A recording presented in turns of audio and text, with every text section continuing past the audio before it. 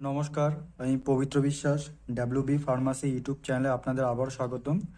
আজকের এই ভিডিওটা আমি নিয়ে উপস্থিত হচ্ছি যে টপিক্সের ওপর, সেটা হচ্ছে drug store and business management বলে একটা সাবজেক্ট রয়েছে, পার্ট 2, মানে সেকেন্ড ইয়ারে ফার্মাসির, এবং তথা যারা এক্সিট এক্সাম দেবে ভবিষ্যতে, সেই এক্সিট এক্সামের যে 7টা সাবজেক্ট থাকে তার মধ্যে যে কোনো একটা সাবজেক্ট চুজ যে কোনো মিনিমাম 3টে সাবজেক্ট চুজ করতে হয়। কোশ্চেন প্যাটার্ন যেহেতু এমসিকিউ টাইপের হয়, তো এমসিকিউ টাইপের হওয়ার জন্য আপনাদের অবশ্যই কী করতে হবে, যে চ্যাপ্টারগুলো রয়েছে সেকেন্ড ইয়ার ফার্স্ট ইয়ারের জন্য, সেই সাবজেক্টগুলো প্রত্যেকটা চ্যাপ্টার ভালো মতো ডিটেলসে পড়তে হবে।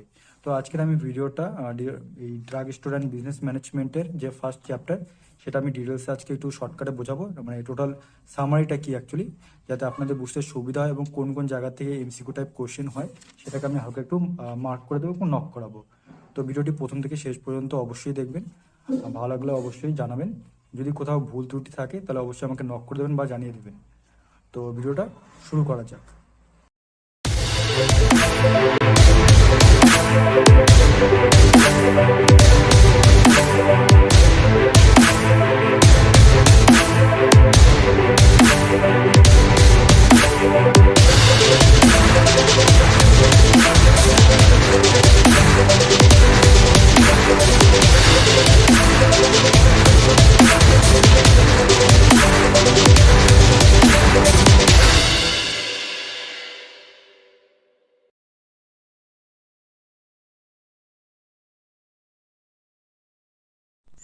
ড্রাগ স্টোর অ্যান্ড বিজনেস ম্যানেজমেন্টের প্রথম চ্যাপ্টার, যেটা প্রথম যে লাইনটা লেখা আছে, যে human life is based upon the principal of work, অর্থাৎ মানুষের জীবনটা কাজের নীতির উপর নির্ভর করে। তো কাজ হচ্ছে জীবনের একটা গুরুত্বপূর্ণ অংশ। সেই কাজটা মানুষ টাকা পয়সা উপার্জনও করতে পারে বা জীবিকা মানে বেঁচে থাকার জন্য কাজ করে থাকতে পারে। তো মানুষের মানে বিভিন্ন মানুষের পেশা বিভিন্ন রকম হতে পারে। কারো পেশা হচ্ছে মাস্টার হতে পারে, কেউ ইঞ্জিনিয়ার হতে পারে, কেউ ডাক্তার হতে পারে। তো এরকমই একটা প্রফেশন হচ্ছে ফার্মাসি। তো ফার্মাসি প্রফেশন পড়ার জন্য যে মিনিমাম কোয়ালিফিকেশান যেটা দরকার, সেটা হচ্ছে ডিপ্লোমা ইন ফার্মাসি, মানে মিনিমাম সর্বনিম্ন যে যেটা কোর্স আর কি থাকে, সেটা হচ্ছে ডিপ্লোমা ইন ফার্মাসি। সেই ডিপ্লোমা ইন ফার্মাসি করার পর একজন স্টুডেন্টের দুটো অপশন থাকে, মানে জব কেরিয়ারের ক্ষেত্রে, যে সে চাইলে গভর্নমেন্ট হসপিটাল বা ডিসপেন্সারি ক্ষেত্রে কাজ করতে পারে, কিংবা একটা ড্রাগ স্টোর, যেমন ড্রাগ স্টোর বলতে রিটেল বা হোলসেল ওপেন করতে পারে। আর এই রিটেল সেল বা হোলসেল কীভাবে রান করবে, অর্থাৎ কীভাবে চলবে, বা সে কীভাবে একটা রুগীকে দেখবে, সমস্ত কিছু জিনিসটাই ড্রাগ স্টোর অ্যান্ড বিজনেস ম্যানেজমেন্টে লেখা আছে। তো drug store and business management সাবজেক্টটাকে দুটো পার্টে ভাগ করা হয়। একটা হচ্ছে কমার্স পার্ট, আর একটা হচ্ছে অ্যাকাউন্টেন্সি পার্ট। এটা এমসিকিউ হিসেবে আসতে পারে যে ড্রাগ স্টোর অ্যান্ড বিজনেস ম্যানেজমেন্টের দুটো পার্ট কী কী, একটা কমার্স পার্ট, একটা অ্যাকাউন্টেন্সি পার্ট। কমার্স পার্ট বলতে এখানে কী বলেছে, যে কমার্স পার্ট হচ্ছে মেনলি যেটা আলোচনা করি ডিফারেন্ট ফর্ম বিজনেস অর্গানাইজেশন, বিভিন্ন রকম অর্গানাইজেশন রয়েছে বিজনেসের, সেটা চ্যানেল ডিস্ট্রিবিউশন, অর্থাৎ মানে প্রডিউসার থেকে এবং রিটেলার, তার মাঝখানে যে মিডলম্যান তাকে বলা হয় হোলসেলার এবং কনজিউমারের মাঝখানে যে থাকে তাকে বলা হয় রিটেলার। তো এরকম কারা রয়েছে, সেটা হচ্ছে চ্যানেল ডিস্ট্রিবিউশন, ইনভেন্টরি কন্ট্রোল রয়েছে, সেলস প্রমোশন রয়েছে, ব্যাঙ্কিং রয়েছে, ফাইন্যান্স রয়েছে। সমস্ত কিছু আমি একটু পরে ডিসকাস করবো, জাস্ট একটু হালকা করে বলে নিই। তারপর অ্যাকাউন্টেন্সির মধ্যে যে টপিকগুলো আছে, সেটা হচ্ছে অ্যাকাউন্টেন্সি মানে হচ্ছে হিসাব শাস্ত্র, অর্থাৎ অ্যাকাউন্টিং কনসেপ্ট কী, টাকা পয়সার লেনদেন, টাকা পয়সার হিসাব রাখা, কতটা লস হলো, কতটা প্রফিট হলো, বাজেট কত হলো, সব কিছুকে অ্যানালাইসিস করা। তো আর এখানে যেটা রয়েছে, যে এই সাবজেক্টটা পড়ার মেন উদ্দেশ্যটা কি, যাতে একটা স্টুডেন্ট বা ফার্মাসি কমপ্লিট করার পর যাতে ব্যবসা সম্পর্কে তার কনসেপ্টটা ক্লিয়ার হয়ে যায়, তার জন্য এই চ্যাপ্টারটা। তো এরপর যেটা রয়েছে, এখানে একটা ছক টাইপের রয়েছে, যে বিজনেস দুটো পার্ট, একটা কমার্স, একটা হচ্ছে ইন্ডাস্ট্রি। কমার্সকে হচ্ছে banking, transport, insurance, trade, warehousing, packaging আর হচ্ছে অ্যাডভার্টাইজিং, এই কয়েকটা ভাগে ভাগ করেছে। এই banking, transport, insurance, warehouse, packaging, advertising প্রত্যেকটা কিন্তু ট্রেডের সঙ্গে যুক্ত। এই ট্রেডকে যারা অ্যাক্টিভ, মানে ট্রেড কথা মানে হচ্ছে যে বাণিজ্য বা লেনদেন বা টাকা পয়সা কারবার, যেখানে বাইং হবে মানে কেনাকাটা, বেচা হবে, বিক্রি করা, এক্সচেঞ্জ মানে হচ্ছে প্রোডাক্ট বিনিময় করা। তো এইগুলোকে যে রানিং মানে অ্যাক্টিভিটিস যেগুলো রয়েছে, সেগুলো কী কী, ব্যাংকিং রয়েছে, ট্রান্সপোর্ট রয়েছে, ইন্স্যুরেন্স রয়েছে, ওয়্যারহাউসিং, প্যাকেজিং আর অ্যাডভার্টাইজিং, ব্যাংকিং মানে যেখানে আসবে হচ্ছে লোন নিতে পারে, লোন নিয়ে ব্যবসার র ম্যাটেরিয়াল বেশি পরিমাণে কিনে সেই ব্যবসাটাকে স্মুথলি রান করতে পারে। ডিসকাউন্ট বা ফরেন এক্সচেঞ্জ মানে বিদেশের সঙ্গে লেনদেন করার জন্য ব্যাংক সেক্টরটা খুব ইম্পর্টেন্ট। ট্রান্সপোর্ট মানে রেল, রোড, এয়ার, ওয়াটার, এই যে পথগুলো রয়েছে এগুলোতে ট্রান্সপোর্ট করার জন্য যে জিনিসগুলো দরকার। রেলে হচ্ছে রেল ডিপার্টমেন্ট, আর রোডের জন্য হচ্ছে বিভিন্ন ট্রান্সপোর্ট ট্রাকগুলো রয়েছে, এয়ারের জন্য এয়ারপ্লেন রয়েছে, ওয়াটারের জন্য বিভিন্ন শিপসগুলো রয়েছে। ইন্স্যুরেন্সটা কি? ইন্স্যুরেন্স হচ্ছে বিভিন্ন রকম ইন্স্যুরেন্স হয়, যেমন life insurance, fire insurance, general insurance. তো এখানে বিভিন্ন ইন্স্যুরেন্সগুলো থাকবে। ট্রেডকে আবার আচ্ছা তাকে বলে নিই ওয়্যার হাউসিং। ওয়্যার হাউসিং মানে যেখানে হচ্ছে স্টোরেজ করবে বিভিন্ন প্রোডাক্টের ক্ষেত্রে ওয়্যার হাউসিং। প্যাকেজিং মানে বিভিন্ন যে প্রোডাক্টগুলো রয়েছে যেগুলো যাতে নষ্ট না হয়ে যায় বা ব্রেকডাউন না হয়ে যায় বা লিকেজ না হয়ে যায় তার জন্য প্যাকেজিংটা দরকার। আর অ্যাডভার্টাইজিং মানে কি? যাতে যে প্রোডাক্টগুলো তৈরি হচ্ছে ম্যানুফ্যাকচারাররা তৈরি করছে সেটা যাতে কনজিউমারের কাছে ঠিকমতো ডিটেলসে পৌঁছায় সেটাকে বলা হচ্ছে অ্যাডভার্টাইজিং। এবার এই ট্রেডকে দুভাগে ভাগ করা হচ্ছে, একটা ইন্টারনাল ট্রেড, একটা ইন্টারন্যাশনাল ট্রেড। ইন্টারনাল ট্রেড মানে কি? যে হোলসেল ট্রেড হতে পারে, রিটেল ট্রেড। হোলসেল ট্রেড বলতে আচ্ছা ইন্টারনাল ট্রেড মানে হচ্ছে একটা উইদিন একটা কান্ট্রির মধ্যেই থাকবে সীমাবদ্ধতা। হোলসেল ট্রেড আর রিটেল ট্রেড কী করবে? এই দুটোকে হেল্প করবে ইন্টারনাল ট্রেডে রান করার জন্য। হোলসেল ট্রেড মানে যারা কাজ করে হোলসেল ট্রেড তাদেরকে বলা হয় হোলসেলার। রিটেল ট্রেড হচ্ছে রিটেলার বলা হয়। হোলসেল ট্রেড কি? যে ম্যানুফ্যাকচার আর রিটেলারের মাঝখানে হচ্ছে মিডল ম্যান হচ্ছে হোলসেল ট্রেডার। আর রিটেল ট্রেডার কারা? হোলসেলার আর কনজিউমারের মাঝখানে মিডল ম্যান হচ্ছে এটা। তারপর হচ্ছে ইন্টারন্যাশনাল ট্রেড, যেহেতু ইন্টারনাল আর হচ্ছে ইন্টারন্যাশনাল, তো ইন্টারন্যাশনালের মধ্যে হচ্ছে ইম্পোর্ট, এক্সপোর্ট আর ইন্টারপোর্ট। ইম্পোর্টের বাংলা মানে হচ্ছে আমদানি, এক্সপোর্ট মানে হচ্ছে রপ্তানি করা, ইন্টারপোর্ট মানে হচ্ছে মানে বাইরের থেকে, মানে যেমন এখানে আমি একটা এক্সাম্পল দিচ্ছি, ভুটান থেকে মনে করো কোনো একটা প্রোডাক্ট নিয়ে আসলো, সেটা ইন্ডিয়াতে থেকে সেটা বাংলাদেশে আবার পাঠানো হলো, মানে প্রোডাক্টটা ইন্ডিয়াতে এসে ইন্ডিয়া হয়ে তারপরে বাংলাদেশ গেল, এই যে ব্যাপারটা এটা হচ্ছে ইন্টারপ্টেড। পোর্ট কথার মানে কি? পোর্ট মানে হচ্ছে বন্দর। এরপর যেটা রয়েছে সেটা হচ্ছে ইন্ডাস্ট্রি। ইন্ডাস্ট্রির হচ্ছে এক্সট্রাকটিভ, জেনেটিক, ম্যানুফ্যাকচারিং আর হচ্ছে কনস্ট্রাকটিভ হতে পারে। আর ম্যানুফ্যাকচারিংকে আবার কয়েকটা ভাগে ভাগ করা হচ্ছে, অ্যানালাইটিক্যাল, সিনথেটিক, প্রসেসিং আর অ্যাসেম্বলি। অ্যানালাইটিক্যাল মানে হচ্ছে অ্যানালাইসিস করবে, সিনথেটিক মানে হচ্ছে দুরকম প্রোডাক্ট, একটা অরিজিনাল প্রোডাক্ট মানে একটা পিওর প্রোডাক্ট, আর একটা হচ্ছে নন মানে সিনথেটিক প্রোডাক্ট, দুটোকে মিক্স করে একটা নিউ প্রোডাক্ট তৈরি করা হবে, সেটা হবে সিনথেটিক প্রোডাক্ট, মানে কৃত্রিমভাবে যেটা তৈরি। প্রসেসিং মানে একটা র ম্যাটেরিয়ালকে ফাইনালি একটা প্রোডাক্ট তৈরি করার ব্যাপারটা, টোটালটা প্রসেসিং। অ্যাসেম্বলিং মানে টোটাল পার্টগুলোকে কালেক্ট করে একটা নতুন প্রোডাক্ট তৈরি করা, যেমন করে মোবাইলের বিভিন্ন পার্টসগুলোকে কালেক্ট করা হলো, তৈরি করা হলো, বা বাইকের বিভিন্ন পার্টসগুলোকে কালেক্ট করে একটা বাইকের ফুল মডেল তৈরি করা হলো, এরকম ব্যাপারটা। তো এবার চলে আসি আমরা কমার্স। আচ্ছা এখানে কমার্স বলতে কি? কমার্স দেখুন এখানে একটা লেখা আছে যে commerce serve as valuable link between the producer and the consumer. মানে কমার্স কী করে? প্রডিউসার আর কনজিউমারের মধ্যে একটা লিঙ্ক স্থাপন করে। কমার্সের মেন কাজটাই হচ্ছে যে যে প্রোডাক্টগুলো প্রডিউসার বা ম্যানুফ্যাকচারাররা তৈরি করছে সেটা যেন ঠিকমতোভাবে যারা কনজিউমার যারা নেবে আর কি তাদের কাছে যেন ঠিকমতো পৌঁছায়। তো এটাকে টোটাল জিনিসটাকে খেয়াল রাখে, মানে যে সাহায্য করে তাকে বলবো আমরা কমার্স। তো কমার্স কী করে? বিভিন্ন রকম মানে প্রোডাক্ট যখন একটা ইন্ডাস্ট্রি বা কোম্পানি থেকে তৈরি হয়েছে সেটা যে একটা কনজিউমারের কাছে পৌঁছাবে তার মাঝে বিভিন্ন রকম বাধা বিপত্তি আসতে পারে। যেমন কে নিয়ে যাবে ব্যাপারটা, তাকে বলা হচ্ছে হিন্ড্রেন্স অফ পার্সন। তো হিন্ড্রেন্স অফ পার্সন, হিন্ড্রেন্স মানে হচ্ছে প্রবলেম, হিন্ড্রেন্স মানে কি? প্রবলেম। তো এই প্রবলেমটা কি? যে প্রোডাক্ট যখন কোম্পানি তৈরি করলো সেটা নিয়ারেস্ট যদি কনজিউমার হয় তাহলে ঠিক আছে, এবার দূরে হলে তার কাছে কে পাঠাবে? তো তার জন্য বিভিন্ন মিডল ম্যানকে রাখা হয়। তারপরে হচ্ছে hindrance of exchange. Hindrance of exchange মানে কি? যে বিনিময় করার যে ব্যাপারটা, বিনিময় বলতে কি? যে মালপত্র গেল এবং তারপর হচ্ছে যে টাকা যে কীভাবে আনা হবে বা বাইরের দেশে যদি মানে পাঠানো হয়, তো এটার টাকাটা আমাদের ইন্ডিয়ান কারেন্সিতে আসবে কি সেটা হচ্ছে ব্যাংক আর ফাইন্যান্স এটা হচ্ছে খেয়াল রাখে। তারপর হচ্ছে হিন্ড্রেন্স অফ প্লেস, মানে বিভিন্ন জায়গার যে প্রবলেমগুলো হয়।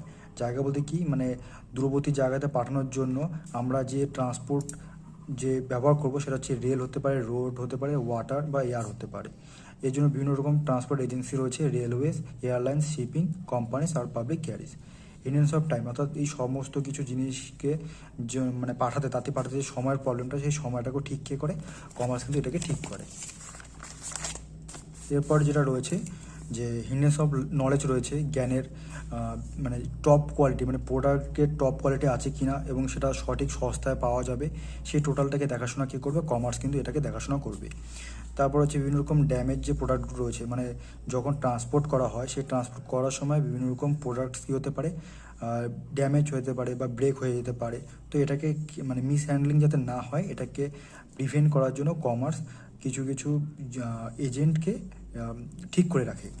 তারপর হিন্ডেন্স অফ রিস্ক অফ লস, বা বিভিন্ন রকম ধরেন কোনো একটা ইন্ডাস্ট্রি আগুন লেগে গেল, বা ছোটো মোটো রিটেল সেল দোকান আগুন লেগে গেল, তো আগুন লাগার থেকে যে ইন্স্যুরেন্স পলিসি হয়, তো বিভিন্ন রকম ইন্স্যুরেন্স হতে পারে, লাইফ ইন্স্যুরেন্স হতে পারে, ফায়ার ইন্স্যুরেন্স হতে পারে, ম্যারিন ইন্স্যুরেন্স হতে পারে, জেনারেল ইন্স্যুরেন্স হতে পারে, এগুলো।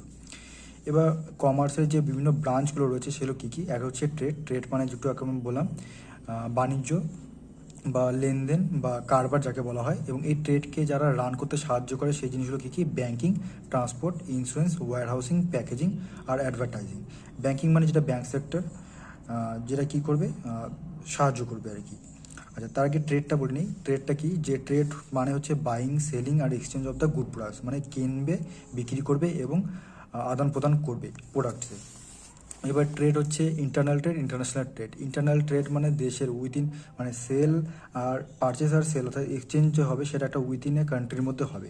লোকাল ট্রেড মানে হচ্ছে যেটা হচ্ছে একটা ডিস্ট্রিক্টের মধ্যে থাকবে। গুড আর সেল মানে পারচেস অ্যান্ড সেল কী হবে? একটা ডিস্ট্রিক্টের মধ্যে হবে। স্টেট ট্রেড মানে কি? উইদিনে একটা স্টেটের মধ্যে সমস্ত কিছু। ইন্টার স্টেট মানে একটা স্টেট থেকে আরেকটা স্টেটের মধ্যে হবে। এরপর হোলসেল ট্রেড রয়েছে। হোলসেল ট্রেড মানে কি? একটু যেমন বললাম যে ম্যানুফ্যাকচারার যে প্রোডাক্ট তৈরি করে এবং রিটেলার, এদের মাঝখানে মিডিলম্যানটা হচ্ছে হোলসেল ট্রেডার। হোলসেল ট্রেডকে আবার কয়েকটা ভাগে ভাগ করা হচ্ছে, যেমন সুপার ডিস্ট্রিবিউশন বা সুপার স্টকিস্ট, যেটা হচ্ছে একটা বা দুটা স্টেটের মধ্যে যে হোলসেলাররা থাকে তাকে বলা হয় সুপার ডিস্ট্রিবিউটর বা সুপার স্টকিস্ট।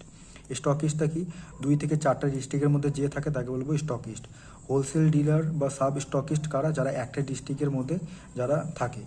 আর এছাড়া আরেকজন থাকে, সেটা হচ্ছে clearing and forwarding agent. Clearing and forwarding agent কি? তারা মার্কেটে যাবে, প্রোডাক্টের সম্পর্কে ডিসকাস করে মার্কেটে যে প্রেজেন্ট যে সিচুয়েশন কী আছে সেটা এনে ম্যানুফ্যাকচারারকে ইনফরমেশন দেবে।